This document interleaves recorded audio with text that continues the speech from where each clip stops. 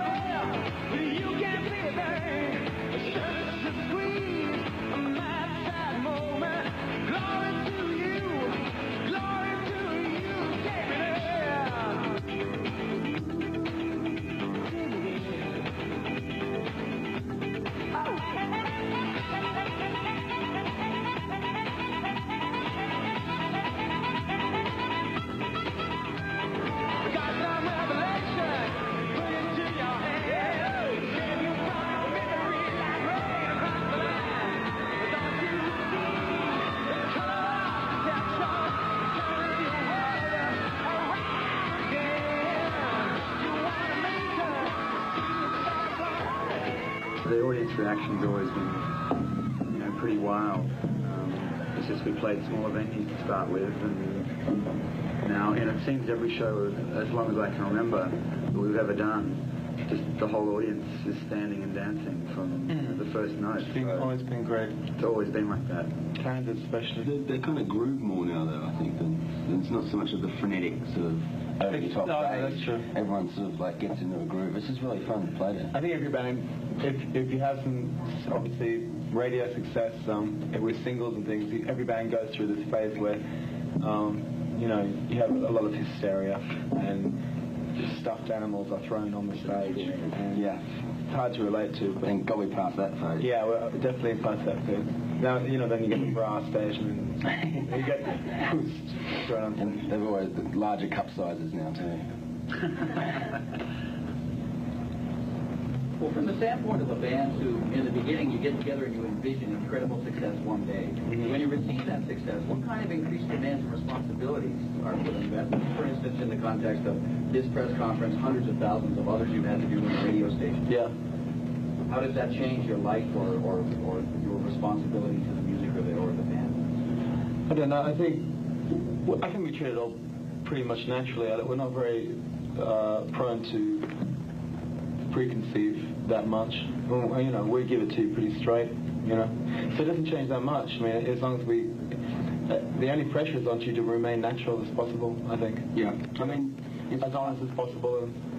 The more successful you get, is it harder to remain natural to keep what you had in the beginning? No, I think it becomes easier. You know, half the reason I think the band's able to stay together for as long as we have is we've always been really honest with each other. And I think, you know...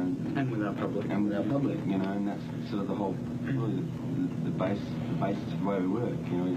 We don't pretend to be anything we're not with each other or to our fans, and, you know, we're honest with the music we play. We don't play what we think we should be playing.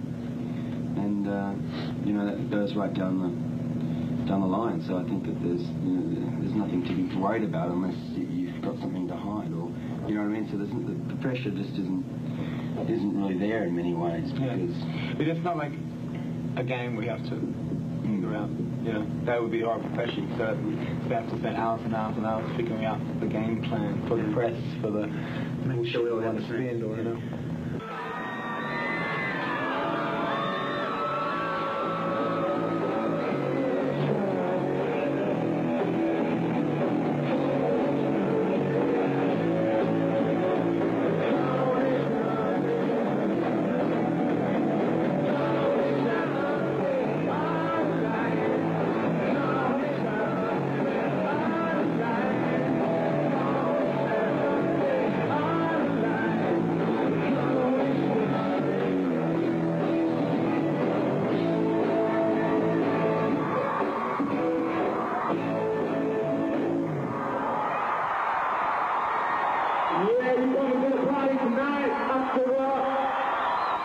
The Tick album had a very intense, immediate appeal, and perhaps in the long run, some of the songs will prove to be more superficial in terms of INXS's Ultimate Songbook.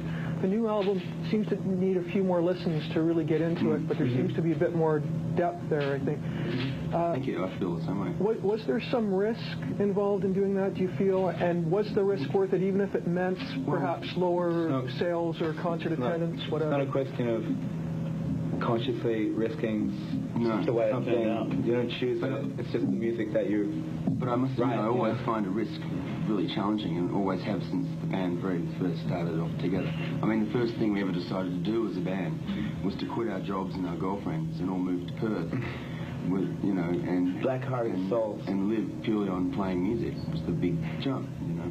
And in taking that risk, I think had, in some ways, you know, maybe some kind of psychological influence on the band ever since its creation, because it was a real commitment we made to each other to help each other pay rent, eat food, that kind of thing. We all lived in one house together, rehearsed in one room.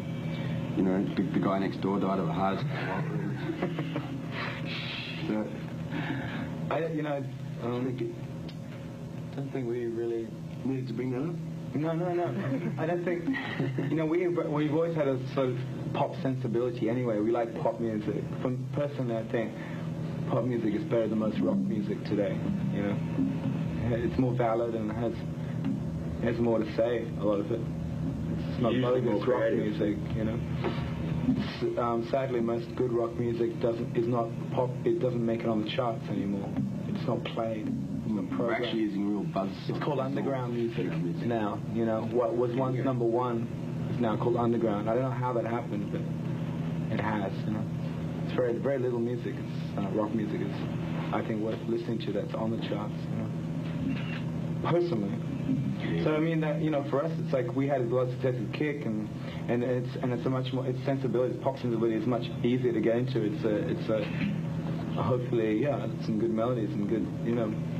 But with this album, we changed a little bit. We want to, I don't know what, I mean, we just changed our approach a bit. I think also, you know, having quite a lot of time apart, it all allowed ourselves to kind of grow up as individuals a bit. And then when we came back together, it was sort of a new attitude, I guess, a new.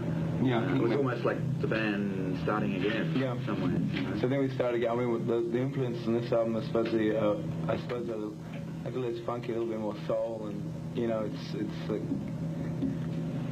Curtis Mayfield and stuff like that. It's more harmonica, more it's like mixture of the R&B and then a classic soul and stuff. You know, Charlie's actually going to be with us in Chicago. We're recording a live album at the moment. So.